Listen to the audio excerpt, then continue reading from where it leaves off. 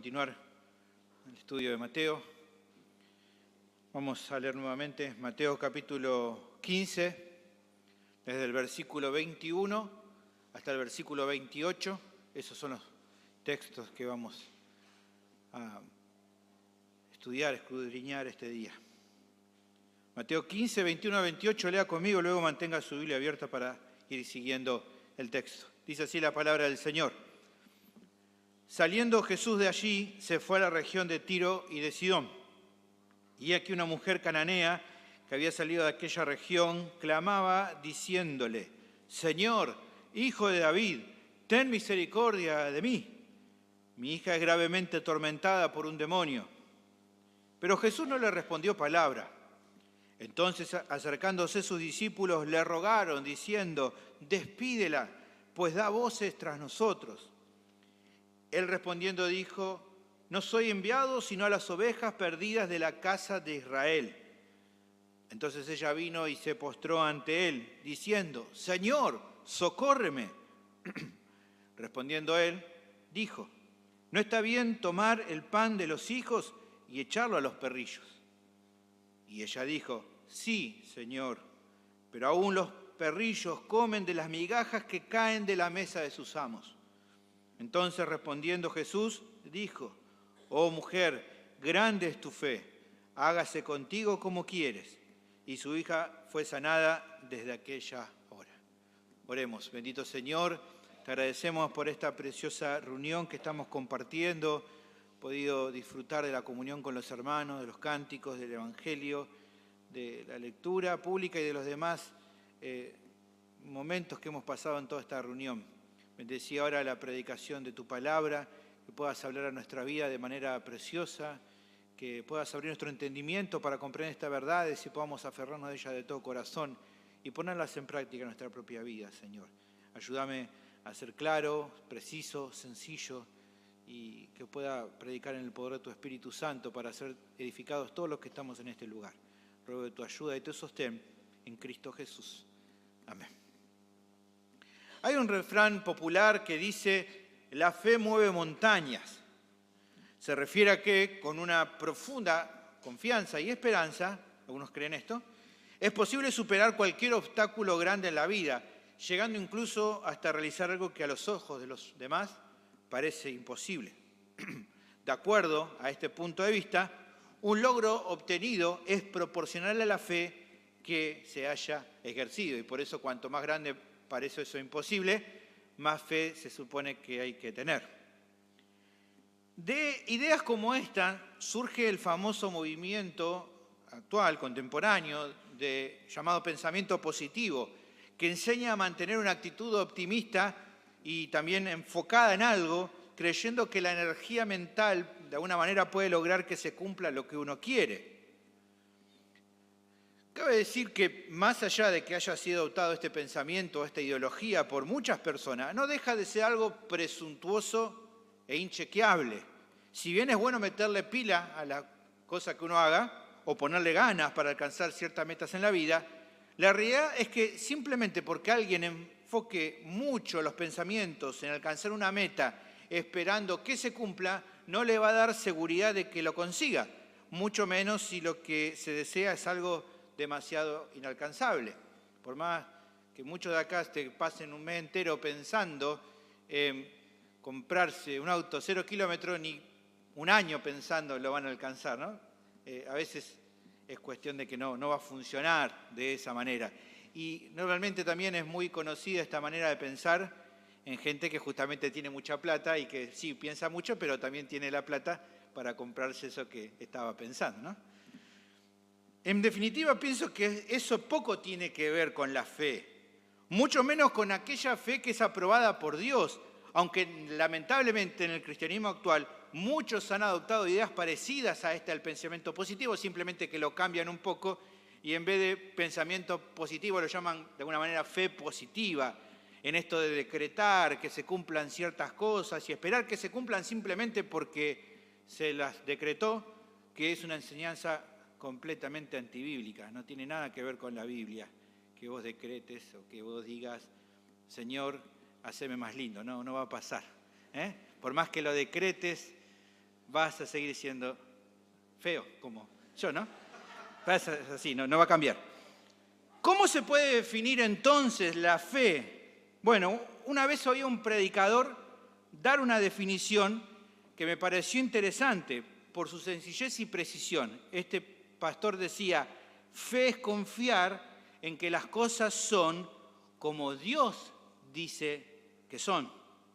Por ende, lo que la Biblia enseñe, que es justamente la Biblia, la palabra de Dios, es lo único digno de confianza para el ser humano. Fuera de eso no hay otra cosa en la cual realmente podamos confiar de todo corazón.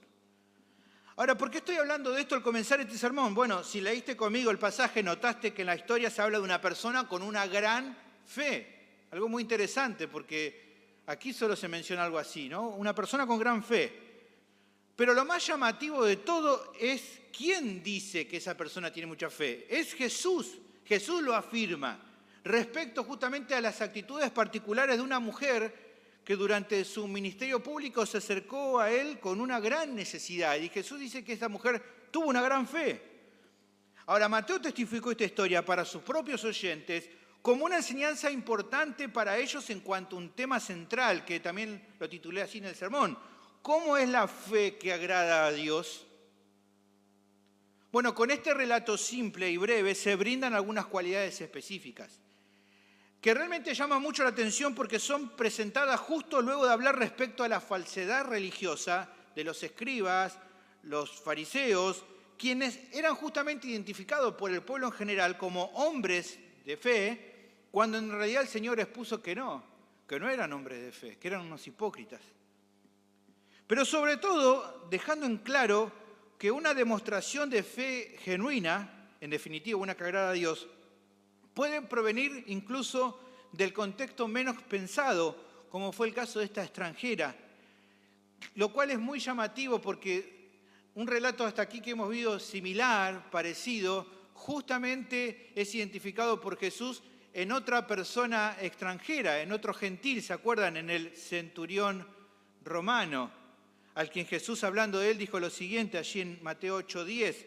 Al oírlo Jesús se maravilló y dijo a los que le seguían, de cierto os digo que ni aún en Israel he hallado tanta fe. Llamativo que solamente sea en esta clase de personas. Porque además, una fe verdadera no es como el mundo o las religiones dicen que es, sino como Dios ha determinado que sea. Que en muchos casos no tiene demasiada relación con la percepción que la gente tiene en general respecto a esa fe, e incluso hasta la que muchos cristianos determinan acerca de cómo es. Por eso pasa, ¿no?, que muchos acuden al Señor por misericordia y no la obtienen. ¿Por qué? Porque se acercan a Él con cierta fe, pero no con una fe que sea la correcta, la fe genuina, la fe verdadera, la fe que Dios dice que hay que tener. Así que te animo a seguirme con atención porque pienso que este sermón puede ser de enseñanza y de mucha edificación para tu vida. El tema del sermón es el siguiente: se precisa una fe genuina para alcanzar la misericordia del Señor. Este es el tema. Se precisa una fe genuina para alcanzar la misericordia del Señor. ¿Cómo se identifica esa fe? El pasaje nos va a brindar 3 cualidades. Es una fe reverente, es una fe persistente y es una fe humilde. Veamos entonces a continuación la primera cualidad. Dijimos entonces que la primera cualidad de una fe genuina, que es la que se necesita para alcanzar la misericordia de Dios, es que una fe reverente. El pasaje comienza mencionando cómo continuó el ministerio público de Jesús. Lea allí conmigo versículo 21. Dice, saliendo Jesús de allí, se fue a la región de Tiro y de Sidón. Luego de las últimas confrontaciones con los líderes religiosos, aparentemente el Señor decidió trasladarse por un tiempo a otra región, que aquí se menciona, que es la de Tiro y de Sidón. ¿Por qué lo hizo? Puede ser para tratar de aliviar un poco la tensión con los escribas y fariseos, entendiendo que todavía no había llegado el tiempo de su arresto. O tal vez porque comprendía que si bien a cada quien que lo buscaba se disponía a ministrarlo, su labor central no era tanto el realizar milagros, sino el enseñar con fidelidad el mensaje del reino de los cielos, algo que la gente en general no estaba demasiado interesada en comprender en profundidad, luego de que sus necesidades eran suplidas. Mucha gente se llegaba a él los sanaba, los libraba, le ayudaba y luego la gente se iba y no se interiorizaba en conocer acerca del mensaje y por eso él empezó, como vimos, a enseñar por parábolas. Su entendimiento errado era acerca de qué clase de Mesías esperaban, les hacía desear lo que él les podía dar en lo momentáneo y en lo material, y no tanto en cuanto a sus necesidades más imperiosas, que eran en lo espiritual y lo eterno, aquellos que solamente buscaban quienes le seguían.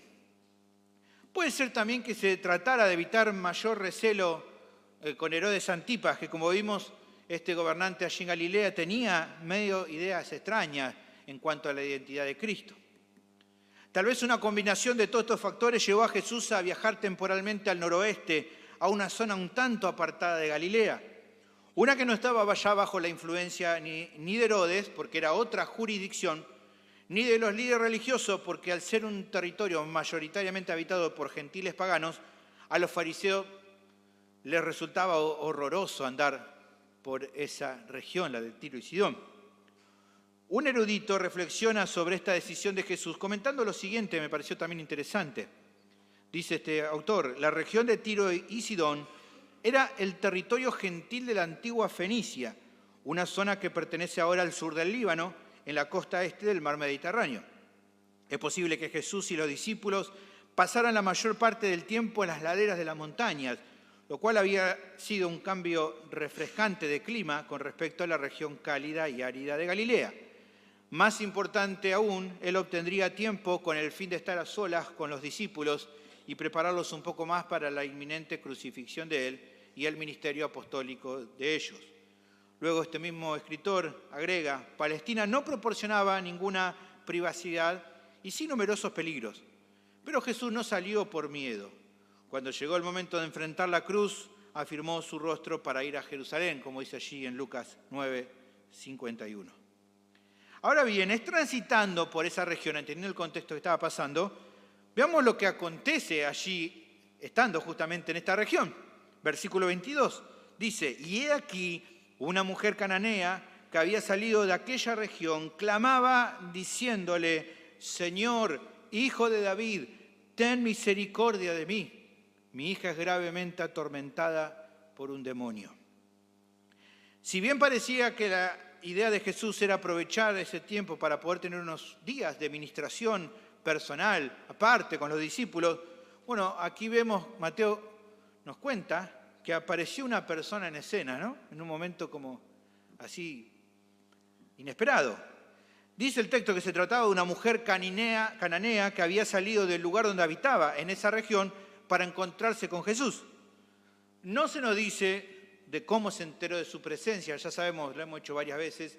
Mateo no nos cuenta todos los detalles, sino simplemente lo que necesita para el propósito por el cual escribe. Entonces no se nos dice de cómo se enteró, ni de que Jesús estaba en esa región, ni tampoco de cómo ella supo la ubicación exacta por donde él estaba andando en toda la región, porque la región era muy grande.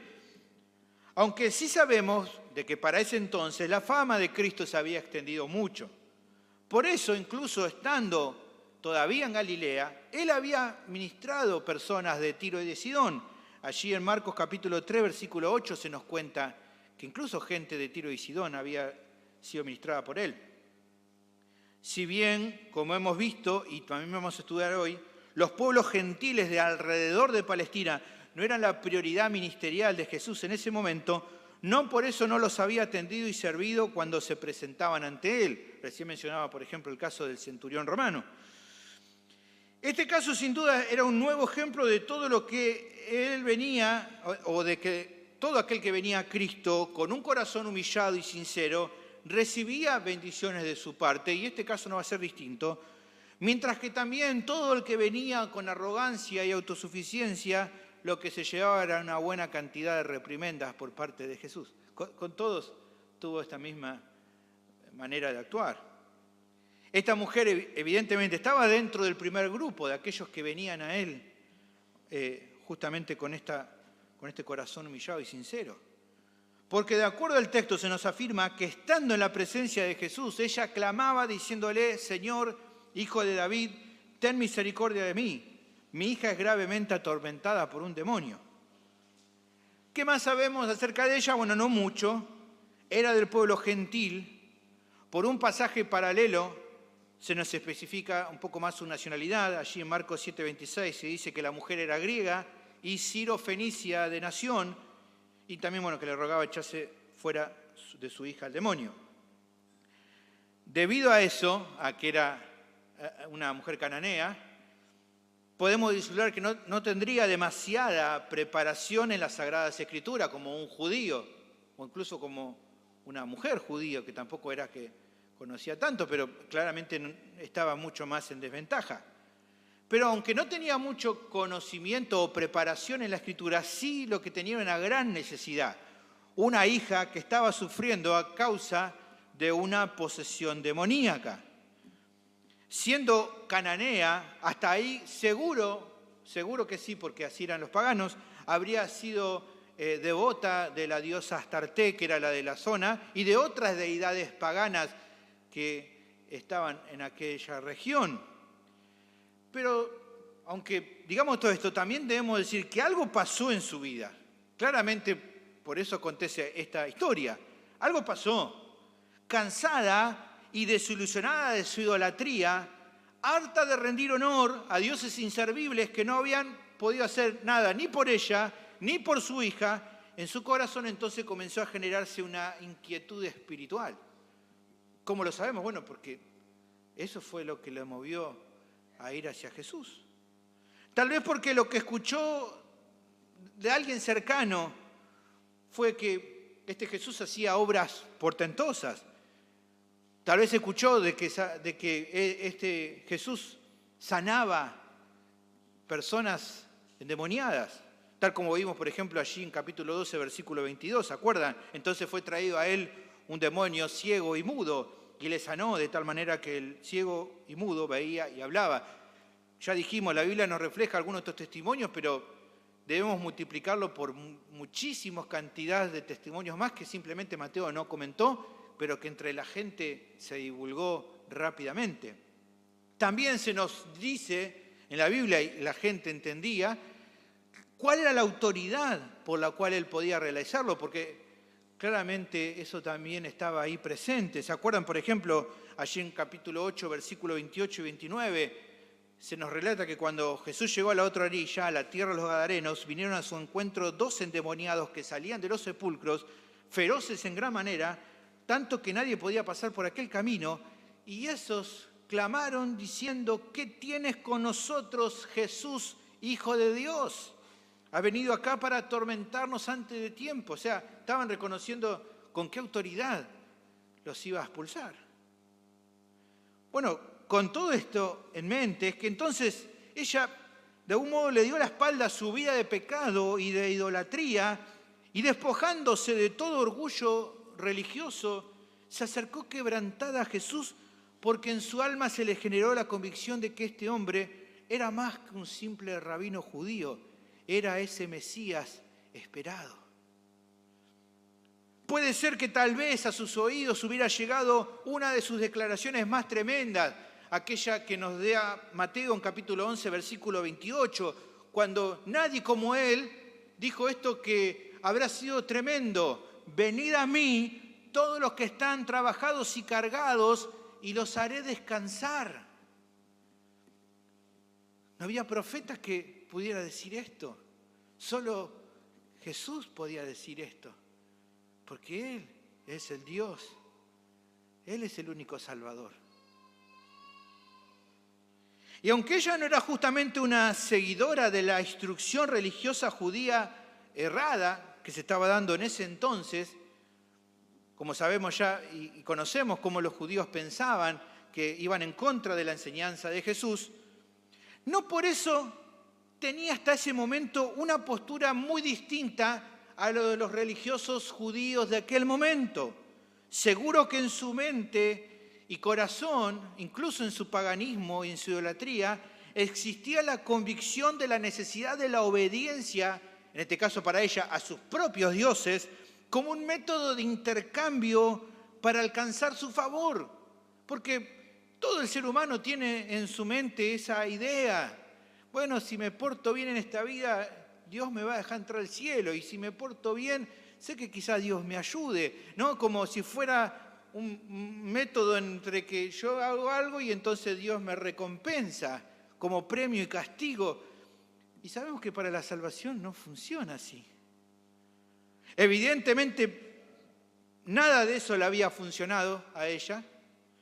Por ende, si venía Jesús, tendría que ser sin nada en sus manos, porque la predicación de Jesús estaba explícito que el que se acercaba a Dios por medio de él, lo tendría que hacer en arrepentimiento y fe, sin nada más.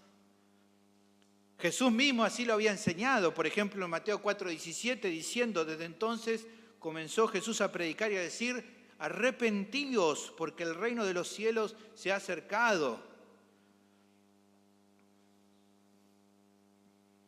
No le estaba diciendo, traten de ser mejores personas, traten de volverse buenos. Le está diciendo, ustedes son muy malos, se tienen que arrepentir. Se tienen que volver a Dios.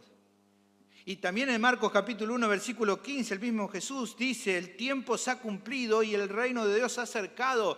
Arrepentíos y creed en el Evangelio. Dejen de confiar en sus propias obras para salvación, porque sus obras no lo pueden salvar. No pueden hacer nada para arreglar las cuentas con Dios. Fuera de arrepentirse y creer en mí. Es por eso que ella viene a Cristo, pero lo hace conforme a lo que el Señor había dicho.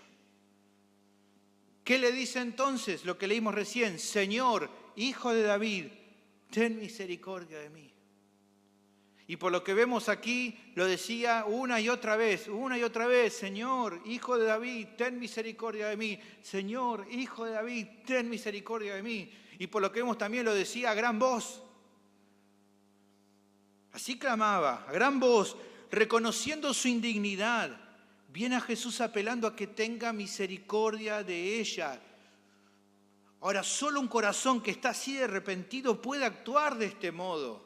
Puede venir y sin temor a sentirse avergonzado, lo que podían pensar los demás, decir, como recién cantábamos, ten piedad de mí, un pecador.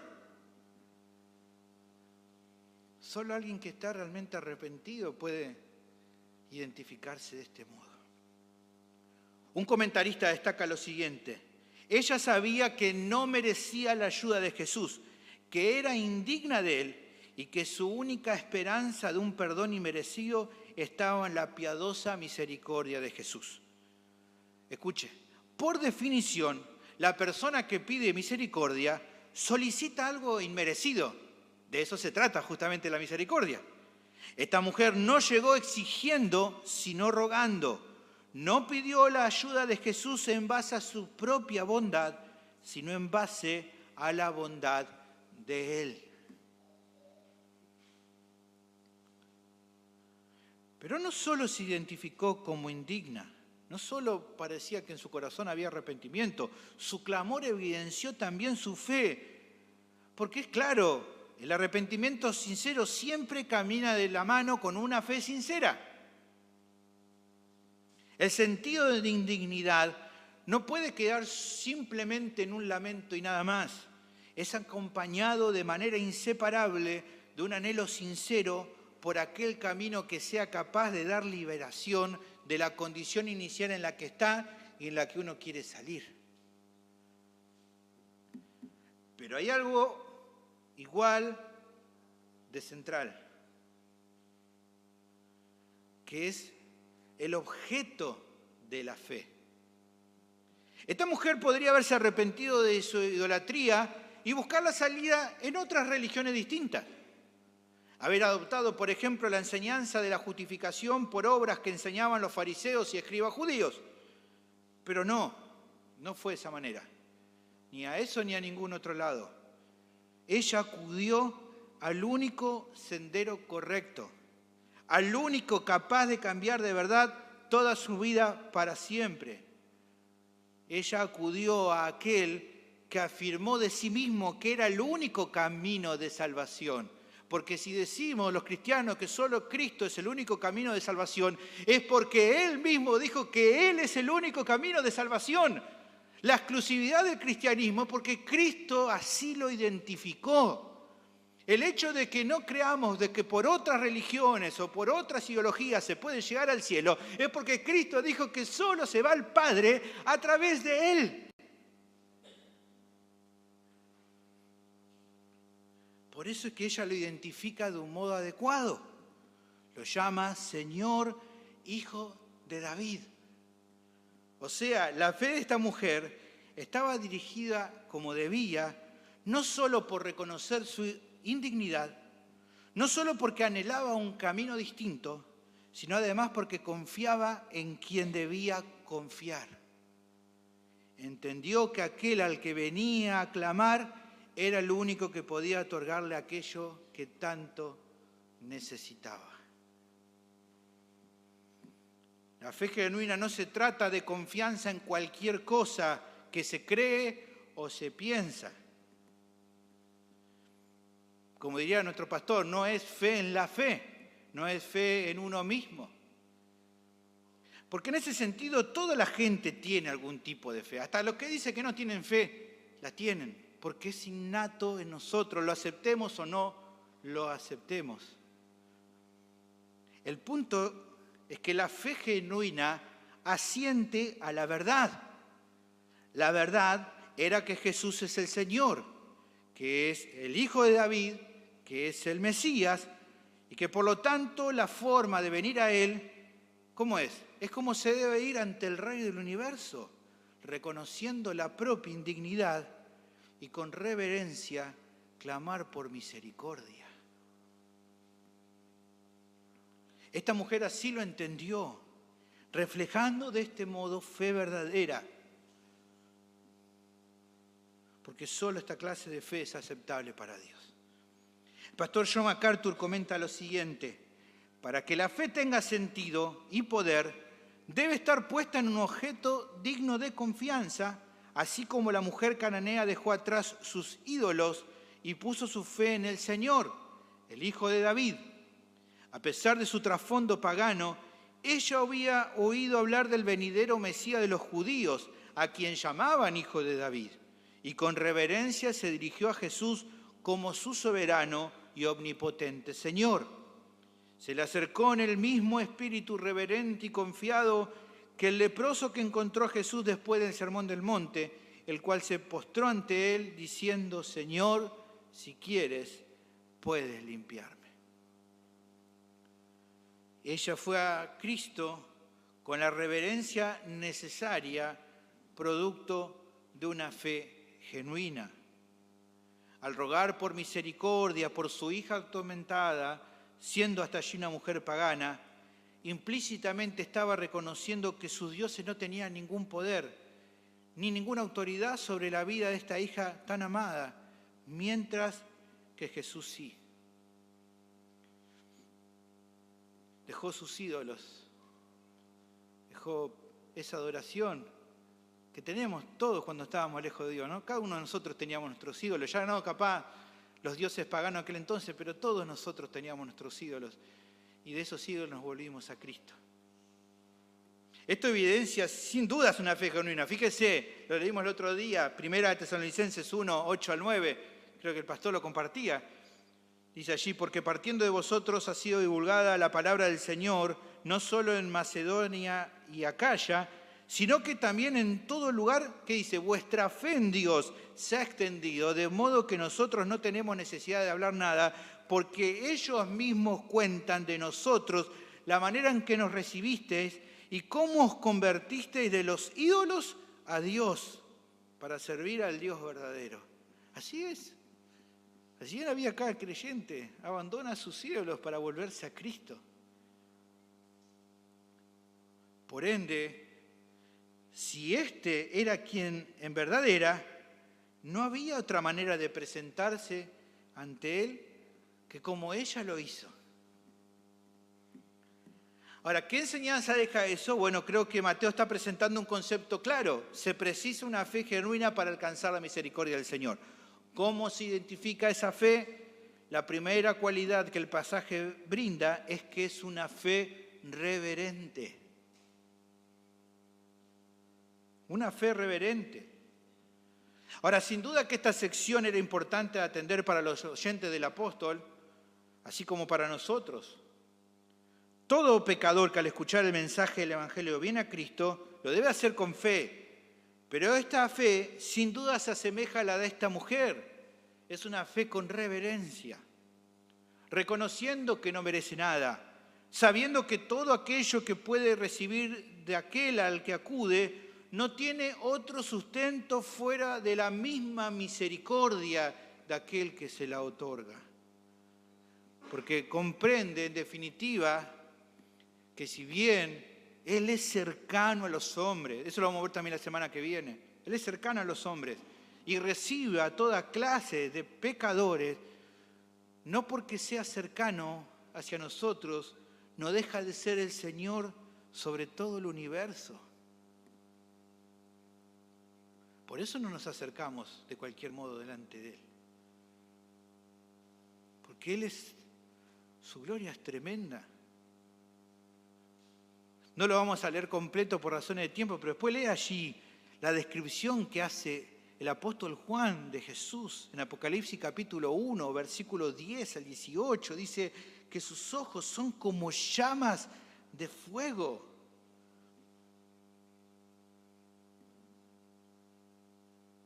Versículo 14 de capítulo 1. Su cabeza, dice, sus cabellos eran blancos como blanca lana, como nieve. Sus ojos como llamas de fuego. Y sus pies semejantes al bronce bruñido, refulgente como en un horno, y su voz como estruendo de muchas aguas. Tremendo. De su boca, dice también, sale una espada que un día destruirá los ejércitos de este mundo que se le enfrenten. Allí también en Apocalipsis 19, también léelo después tranquilidad, versículo 11 en adelante. Fíjense, el versículo 12 repite la misma idea Juan y dice, sus ojos eran como llama de fuego y había en su corona o en su cabeza muchas diademas y tenía un nombre escrito que ninguno conocía sino él mismo. Estaba vestido de una ropa teñida en sangre y su nombre es el Verbo de Dios. Y los ejércitos celestiales, vestidos de lino finísimo, blanco y limpio, le seguían en caballos blancos. De su boca sale una espada aguda para herir con ella las naciones. Y él las regirá con vara de hierro. Y él pisa el lagar del vino del furor y de la ira del Dios Todopoderoso. Y en su vestidura y en su muslo tiene escrito este nombre, Rey de Reyes y Señor de señores. Por ende, que sea misericordioso no significa que nadie pueda entrar a su presencia de otro modo que no sea con reverencia.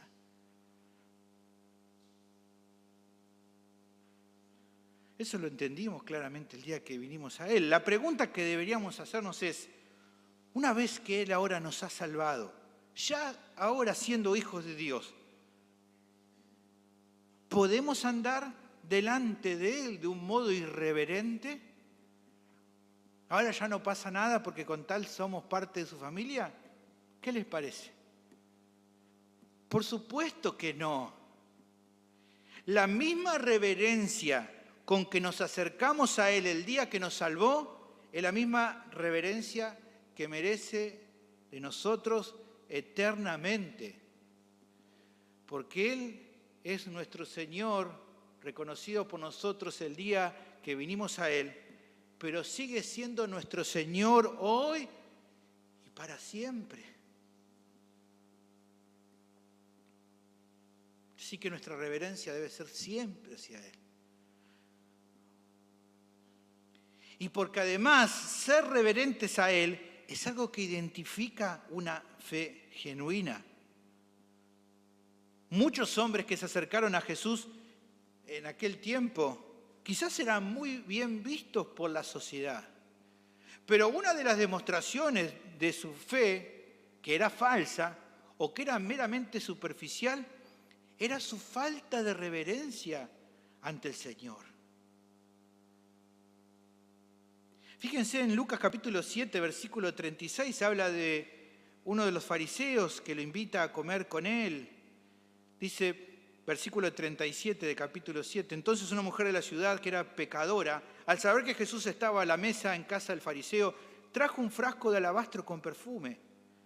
Y estando detrás de él a sus pies llorando, comenzó a regar con lágrimas sus pies y los enjugaba con sus cabellos y besaba sus pies y los ungía con el perfume. Cuando vio esto el fariseo que le había convidado, dijo para sí, si fuera profeta conocería quién y qué clase de mujer es que la toca, que es pecadora. Entonces respondiendo Jesús le dijo, Simón, una cosa tengo que decirte. Y él le dijo, di, maestro. Un acreedor tenía 2 deudores, el uno le debía 500 denarios y el otro 50, y no teniendo ellos con qué pagar, perdonó a ambos. Di, pues, Simón, ¿cuál de ellos le amará más? Respondiendo Simón, dijo, pienso que aquel a quien perdonó más. Y él le dijo, rectamente has juzgado. Y vuelto la mujer, dijo a Simón, ¿ves esta mujer? Entré en tu casa y no me diste agua para mis pies, mas esta ha regado mis pies con lágrimas y los ha enjugado con sus cabellos. No me diste beso, mas esta, desde que entré, no ha cesado de besar mis pies. No ungiste mi cabeza con aceite, mas esta ha ungido con perfume mis pies. Por lo cual te digo que sus muchos pecados le son perdonados, porque amó mucho, mas aquel a quien se le perdona poco, poco ama. Y a ella le dijo, tus pecados te son perdonados. Y los que estaban juntamente sentados a la mesa comenzaron a decir entre sí, ¿quién es este que también perdona pecados? Pero él dijo a la mujer, ¿qué cosa? Tu fe te ha salvado. Ve en paz. ¿Por qué la fe la salvó? Porque era una fe genuina. Una fe que el resto de los que estaban en la mesa no tenían. Y por eso habían sido irreverentes ante el Señor, mientras esta mujer ofreció la fe verdadera. Se postró y lo sirvió con reverencia, entendiendo quién estaba delante de ella. Hermanos, que nuestra vida se caracterice en cambio, no como el fariseo de esta historia que recién le leía, sino por una fe genuina, que es una reverente. Claramente tiene que ser reverente, para poder así alcanzar la misericordia de Dios que necesitamos a diario. Como dice Hebreos capítulo 12, versículo 28, así que recibiendo nosotros un reino inconmovible, tengamos gratitud y mediante ella sirvamos a Dios agradándole con temor y reverencia, porque nuestro Dios es fuego consumidor.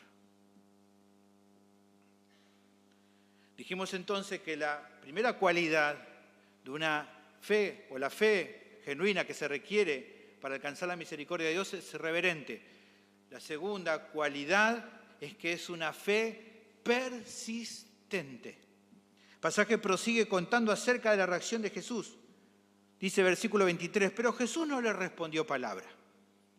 En incontables ocasiones, Mateo nos testificó que la respuesta del Señor ante los pedidos de ayuda de las personas era positiva. Incluso hasta cuando en ocasiones la gente ni siquiera entendía adecuadamente su identidad. Por ejemplo, después de hacer muchos milagros, allí en capítulo 12, versículo 23, toda la gente estaba atónita y decía, ¿será este aquel hijo de David? Pero aquí es todo lo contrario, aquí nos está preguntando. Tenemos a una mujer que se presenta de un modo correcto y lo identifica con precisión. Ahora, ¿cuál es la reacción de Jesús? No le dice nada. Dice allí, no le respondió palabra. Una aparente indiferencia. Lo cual nos lleva a preguntar, ¿cómo es posible eso? ¿Cómo se entiende que se haya preocupado por tantos otros y no por esta mujer cananea reverente? Bueno, tranquilo, más adelante vamos a responder eso.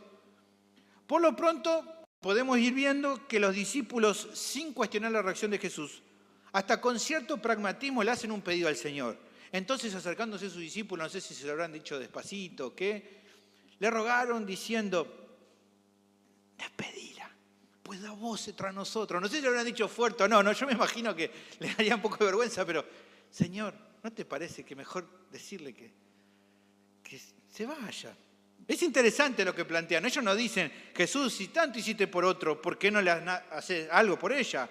¿O por qué no atendés su ruego? ¿O qué pasa en este caso que le estás ignorando? No, ellos le piden que la despida, o sea, que le diga que se vaya. ¿Por qué le piden eso? Bueno, porque esta mujer no cesaba de dar voces tras ellos. Ya dijimos, ella continuamente clamando, Señor, Hijo de David, ten misericordia de mí, Señor, Hijo de David. Había llegado a un punto que tal vez hasta ya le había cansado de decir, pará. Y bueno, y entonces le piden esto al Señor. Incluso si lo que buscaban era un pequeño descanso en el hecho de trasladarse a esa región, definitivamente eso no está pasando. Es como cuando te vas de vacaciones y al final no terminaste con un relío y dices, bueno, al final no descansé nada. Bueno, no parecían estar descansando nada. Y ni hablar que lo más seguro es que la situación se le tornaba más molestosa porque se trataba de una mujer pagana, alguien que por definición no sería de mucho agrado para ninguno de ellos que eran judíos. El hecho de que sea pagana y que sea mujer era algo que generalmente les causaba fastidio por contexto a los judíos.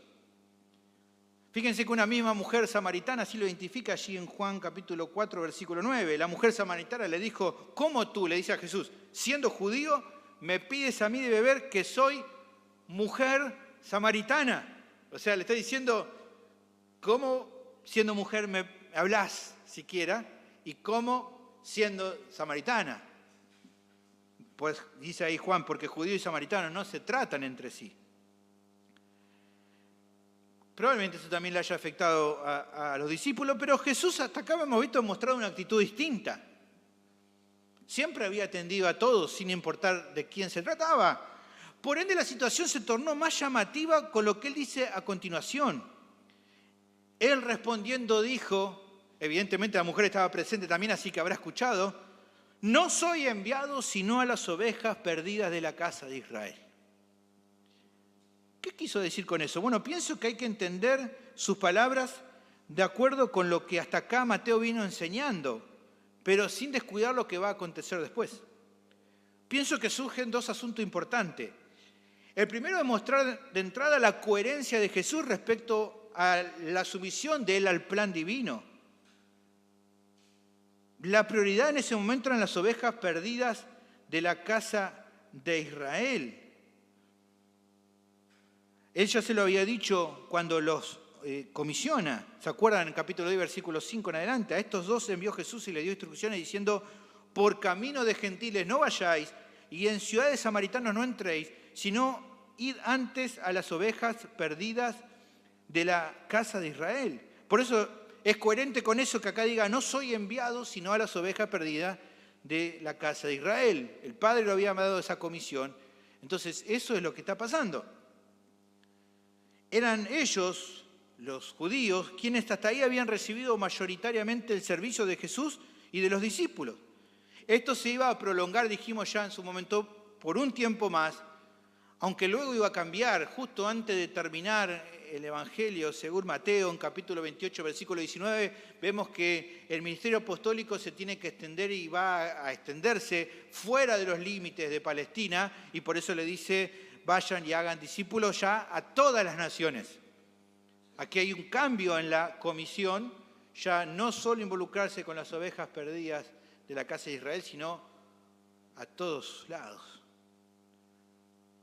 Así que, en un sentido, el mensaje es coherente, pero hay otro aspecto que pienso que es el más importante en esta sección, aunque haya que leerlo, por así decirlo, entre líneas, o más bien teniendo presente todo el plan completo de redención. Dijimos que las personas que se acercan a Dios lo tienen que hacer con fe, pero esa fe con la que vienen a Él, no faltará la ocasión en que pueda ser probada, en que va a ser probada. Una fe llevada incluso hasta el límite, para que entonces, al ser examinada, refleje, demuestre su autenticidad. Dios prueba la fe. ¿Se acuerdan cómo fue probada la fe de Abraham? Dios le pidió a él que le ofreciera el hijo de la promesa. ¿Cómo respondió el patriarca? Cumpliendo su voluntad. Allí, fíjese, Génesis capítulo 22. Aconteció después estas cosas que probó Dios a Abraham y le dijo, Abraham, y él respondió, heme aquí. Y dijo, toma ahora tu hijo, tu único Isaac, a quien amas, y vete a tierra de Moriah y ofrécele allí un holocausto sobre uno de los montes que yo te diré. No vamos a leer todo, pero fíjese, versículo 10, ¿qué encontramos que hizo Abraham? Y extendió a Abraham su mano y tomó el cuchillo para degollar a su hijo. Estaba por hacer lo que el Señor le mandó.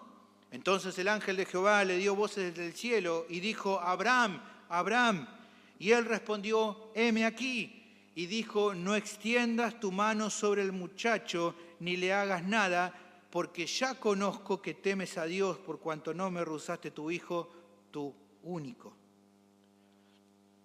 La fe de Abraham fue probada, demostrando que no era un mero asentimiento intelectual, sino una confianza sincera de que Dios era poderoso incluso para levantar a su hijo de entre los muertos, como menciona Hebreos capítulo 11. Quizás en el relato de Génesis lo vemos pasar y vemos solo obediencia, pero esa obediencia estaba arraigada en su fe. Por eso el autor de Hebreos lo dice con más claridad, dice, por la fe. Abraham, cuando fue probado, ofreció a Isaac, y el que había recibido las promesas ofrecía a su unigénito, habiéndosele dicho, en Isaac te será llamada descendencia, pensando que Dios es poderoso para levantar aún de entre los muertos, de donde en sentido figurado también le volvió a recibir. Su fe fue probada y Abraham demostró con su obediencia que su fe era auténtica. Por eso no dudó y estuvo dispuesto a cumplir lo que Dios le mandó. Acá tenemos algo similar. Jesús conocía el corazón de esta mujer, pero necesitaba probar aún más su fe. Demostrar que no era una confianza temporal o titubeante, sino que estaría dispuesta a perseverar, a persistir, a ser reverente en seguir clamando por misericordia, pero sin bajar los brazos cuando parecía que el único capaz de ayudarlo no le daba la respuesta a aquello que tanto necesitaba.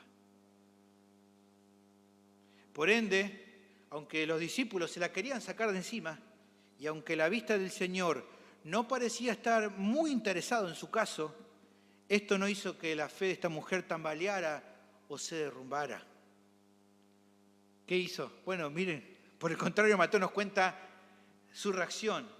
Entonces, versículo 25, entonces ella vino y se postró ante él, diciendo, Señor, socórreme. Tremendo, tremendo. No solo que no dejó de clamar, sino que aquí el texto nos agrega que ahora además, Mateo lo quiere dejar claro, vino y se postró ante él. Postrarse en este caso es señal de adoración y de rendición. Y nuevamente le ruega, Señor, socórreme. Pidió auxilio de nuevo.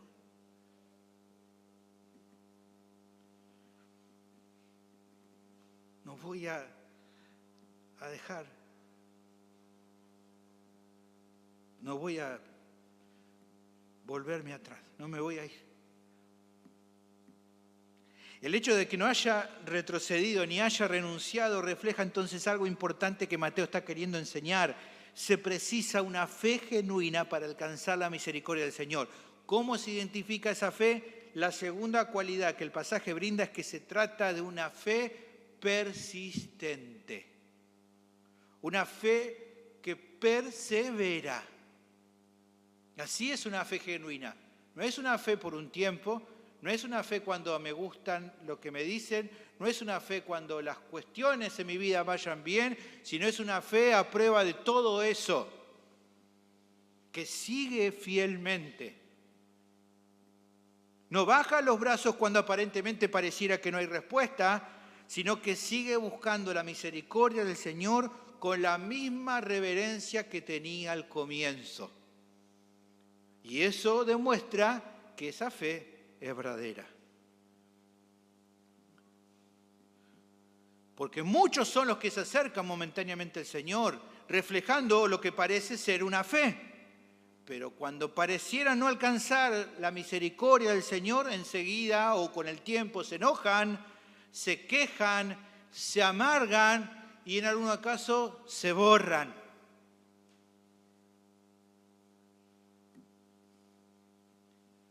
Nada que ver con una fe genuina.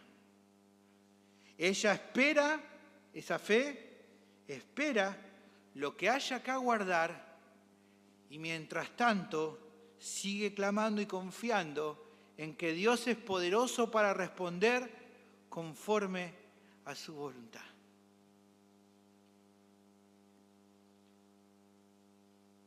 Hebreos capítulo 10, versículo 35 dice, no perdáis, pues, vuestra confianza, que tiene grande galardón, porque os es necesaria la paciencia para que, habiendo hecho la voluntad de Dios, obtengáis la promesa.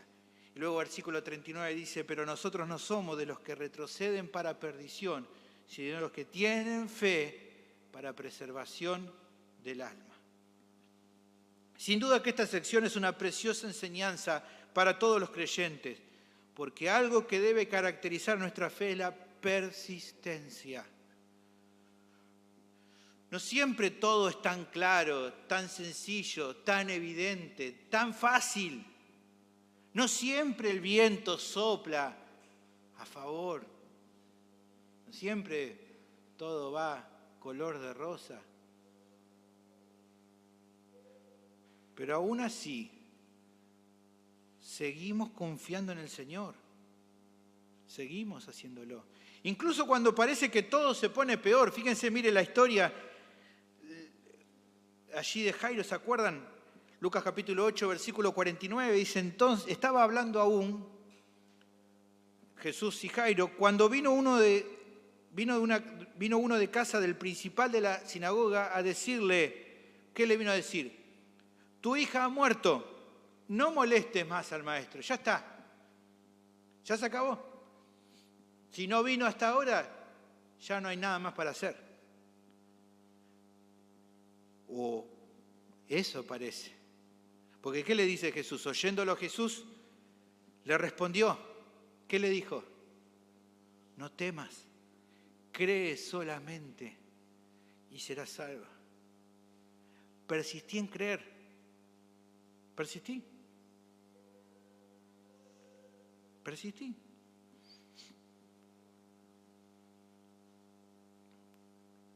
¿Por qué persistí?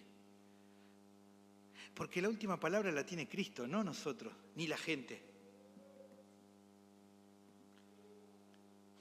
Cuando no vemos su misericordia obrando como esperamos, o cuando parece que su plan marcha para cualquier otro lado distinto al que nosotros estamos rogando, debemos seguir persistiendo con fe. Que las cosas no surjan como esperábamos no debe desalentarnos. Porque en muchas ocasiones, hermanos, es justamente su designio, parte de su plan, el probar nuestra fe por medio y a través de esa espera.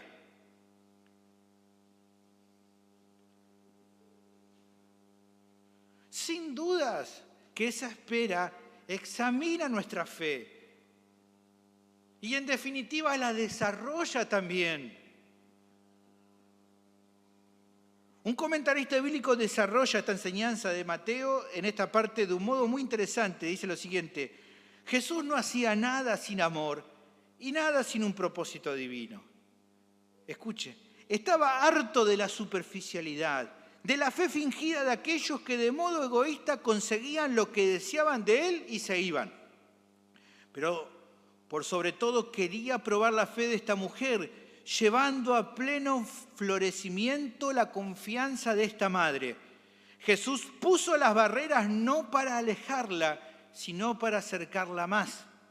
También utilizó la ocasión para mostrar a los discípulos el valor de la fe persistente y para ayudarlos a distinguir entre lo auténtico y lo superficial. Él levantó barreras que solo una fe auténtica y persistente podía superar.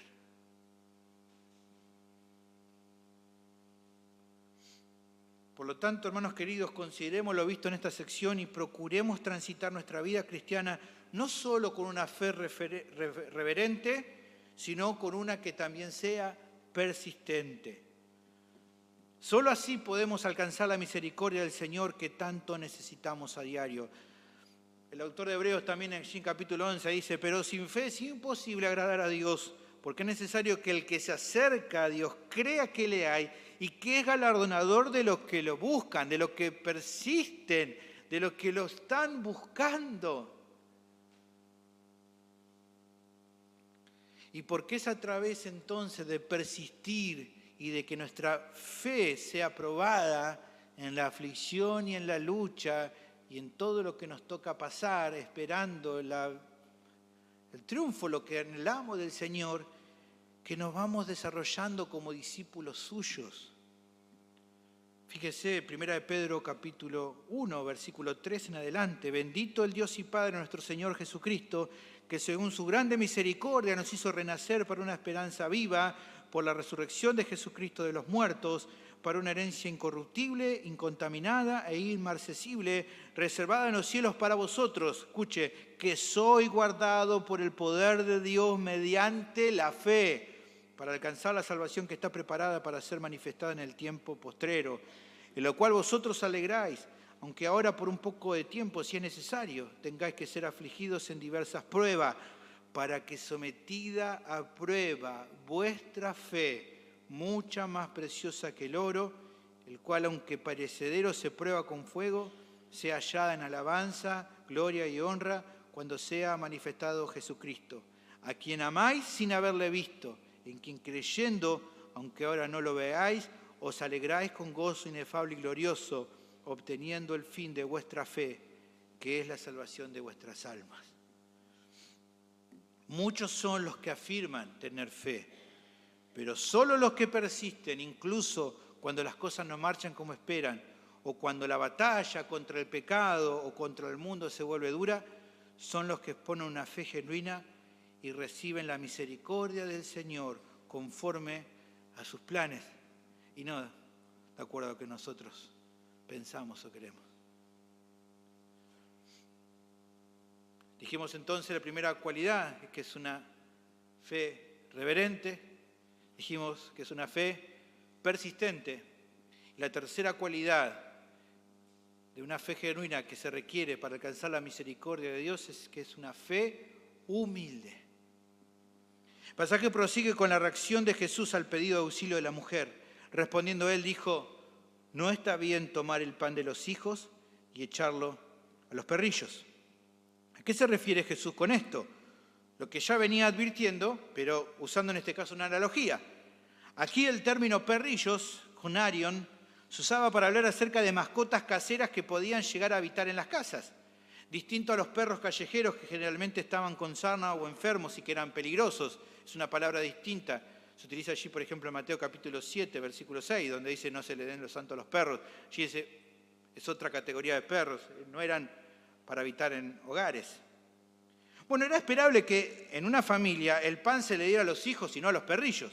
O sea, la atención y provisión estaba dirigida hacia las personas, especialmente hacia los hijos de uno, y no tanto hacia las mascotas, más allá del cariño que se le pudiera tener. Hoy esto ha cambiado un poco, pero bueno, cuando yo era chico, mi mamá era el guiso que sobraba, era el alimento balanceado, ¿no? Para el perrito. Y ahora, bueno, no es así, pero así era antes. Ahora, esta analogía se marcaba en el concepto anterior. En ese momento, el plan de Dios se enfocaba primeramente en los judíos y no en los gentiles. Obviamente que la comparación sonaba dura y podía llegar a desilusionar a alguien. Pero como ya vimos, no a esta mujer. De ningún modo. Con la misma fe persistente que hasta acá observamos, dice algo a continuación que es tremendo, hermanos. Y ella dijo, sí, Señor, pero aún los perrillos comen de las migajas que caen de la mesa de sus amos.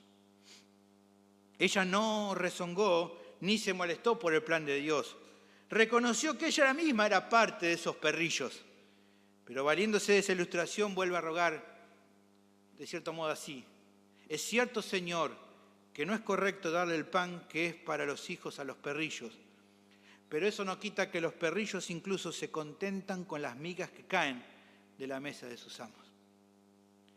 Ella sabía que era pecadora e indigna de todo lo que Cristo tenía para ofrecer. Incluso estuvo dispuesta ahí mismo a reconocer públicamente que era menos merecedora que los judíos sobre quienes estaba orientado el ministerio de Jesús. Ahora, ¿qué evidenció con esta reacción? Una falta completa de orgullo, de autosuficiencia, de arrogancia, de autojusticia y de soberbia moral, que como vimos era tan característica en los escribas y en los fariseos que antes vimos, y de los judíos en general también.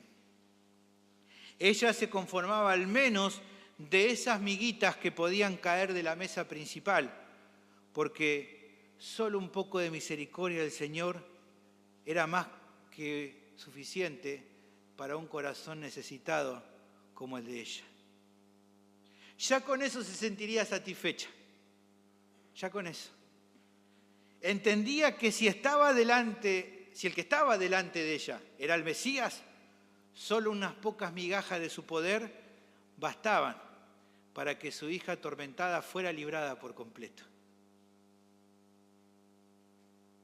Que vemos en las palabras de esta mujer exactamente lo que Jesús trataba de mostrar a los discípulos y que Mateo luego también presentó con una enseñanza clara a sus propios oyentes. ¿Cuál? Que se precisa una fe genuina para alcanzar la misericordia del Señor. ¿Cómo se identifica esa fe? La tercera cualidad que el pasaje brinda es que se trata de una fe humilde. No solo viene a Cristo de manera reverente y persistente, sino que además lo hace con humildad, sabiendo que nada merece de lo que puede pedir, reconociendo, como lo hace la reverencia, no solo la grandeza y soberanía de aquel delante del que se presenta, sino junto con eso dejando en claro la propia indignidad personal. No solo que Él es demasiado grande y precioso y hermoso y glorioso, sino que yo soy terrible pecador y sucio. Eso es humildad. Sabiendo que nada merece de lo que puede pedir.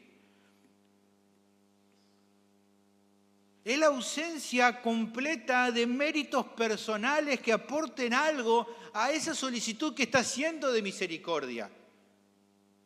El creyente viene con las manos vacías a Cristo de la fe, porque nada tiene en sus manos para ofrecer.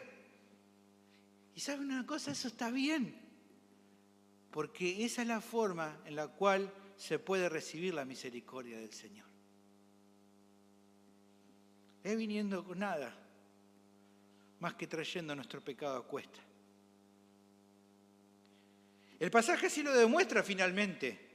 Entonces respondiendo Jesús dijo, oh mujer, grande es tu fe, hágase contigo como quieres. Y su hija fue sanada desde aquella hora. La fe tan grande de la que se habla en este texto no se trataba de un ejercicio extraordinario de fe en virtud de la necesidad. De hecho, muchos otros recibieron liberación de demonios y no se menciona a Jesús elogiando a la fe de esas personas. ¿Por qué acá entonces sí? ¿Por qué aquí lo elogia en este milagro en particular? Bueno, porque ella era un modelo claro de lo que tanto había enseñado Jesús acerca de las condiciones esperadas de aquellos que forman parte de su reino, que la mayoría del pueblo judío todavía no comprendía y en cierta manera rechazaba, y que incluso sus propios discípulos apenas recién empezaban a entender.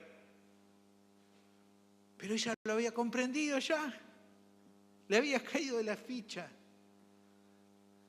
de quién era el que estaba delante de él y por ende cómo tenía que venir ante él. En cierta manera, esta mujer exponía que la incredulidad, el rechazo de los judíos a Cristo era un sinsentido total, algo que ella había expresado cuando los fariseos van a pedirle señal, que en verdad no querían señal.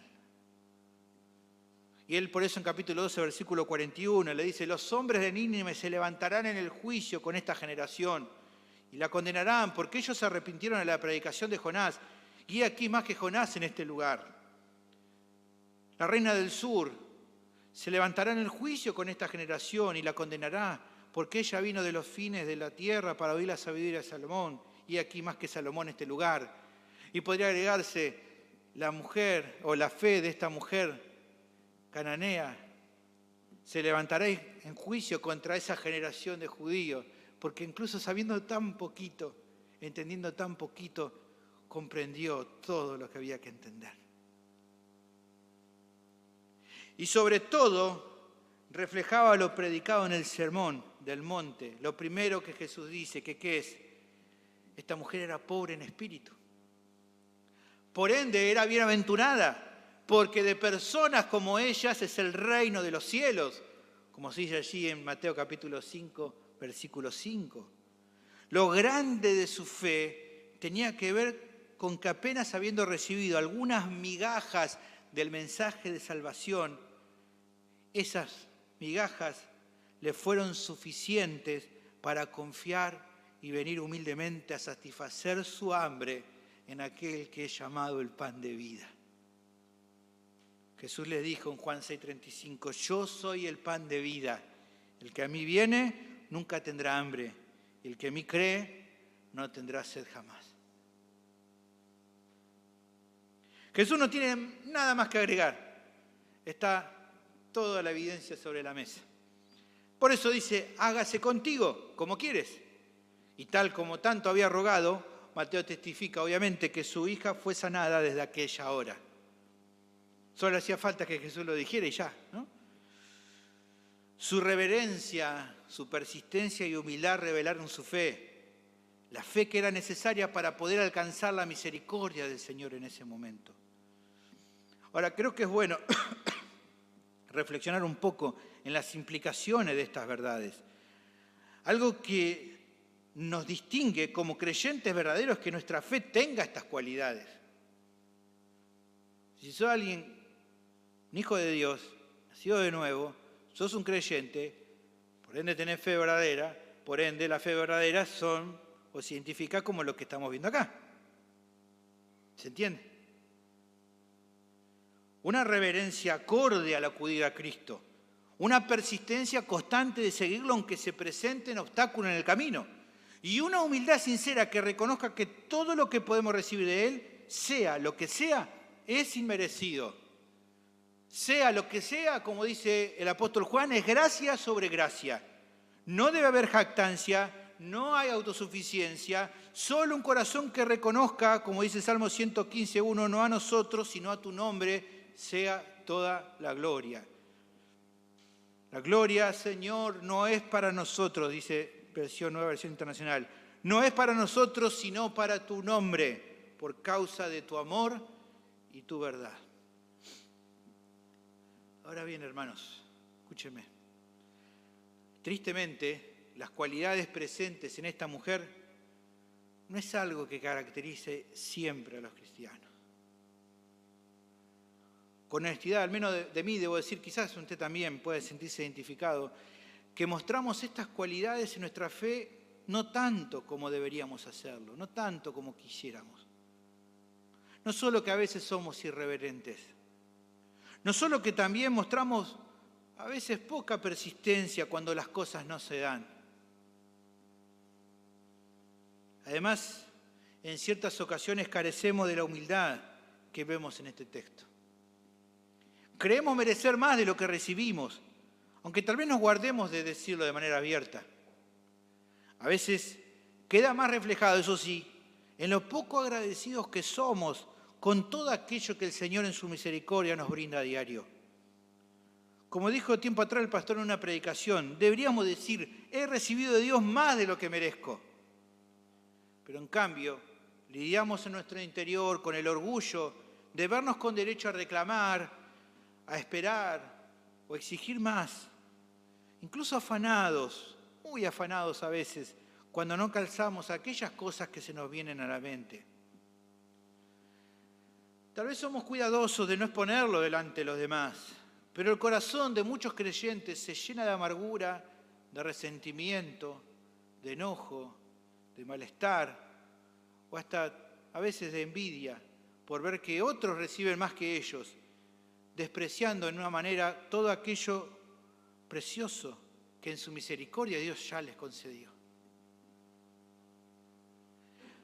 Pienso que el Señor no nos otorga muchas cosas que queremos, porque justamente prueba nuestra fe a través de eso. Porque como que al no darnos, ¿no?, sale a la luz lo que estaba en nuestro corazón.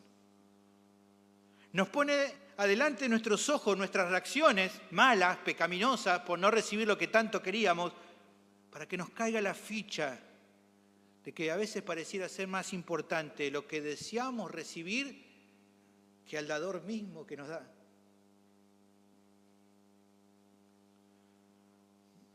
Hay otros que luchan con la idea de que al haber hecho ciertas cosas con obediencia, creen que aportaron como un plus para recibir lo que necesitan y que todavía no se les proveyó.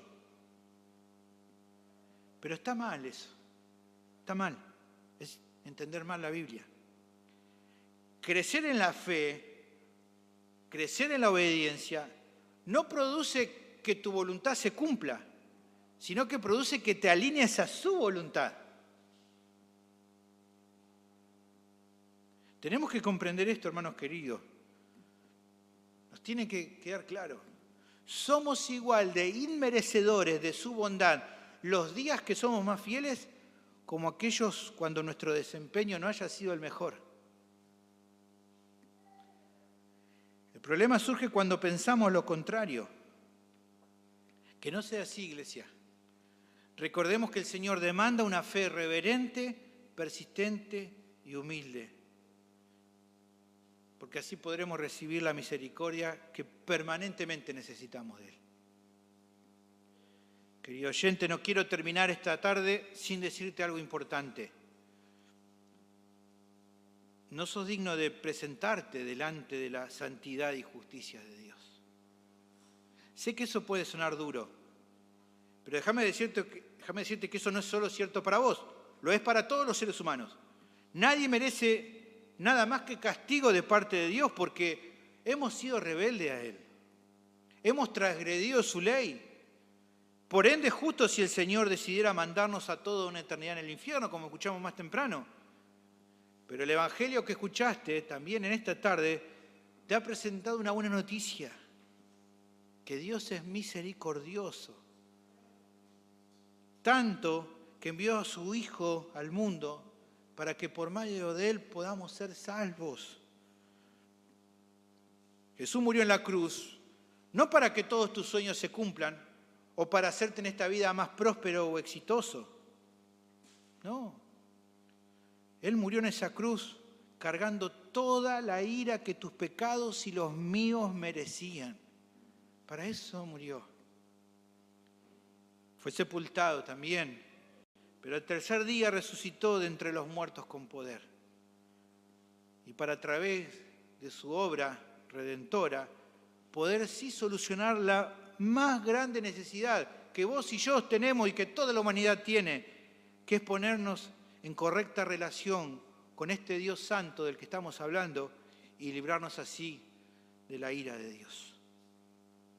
Por eso, hoy te llama el Señor a que abandones tus caminos de maldad, que dejes de aferrarte a tus pecados y que vengas con fe a Él, con reverencia, reconociendo que es Señor y Salvador, con persistencia, no dejando que tus dudas, temores o sentimientos te frenen, y con humildad, reconociendo tu bancarrota espiritual y tu necesidad de misericordia.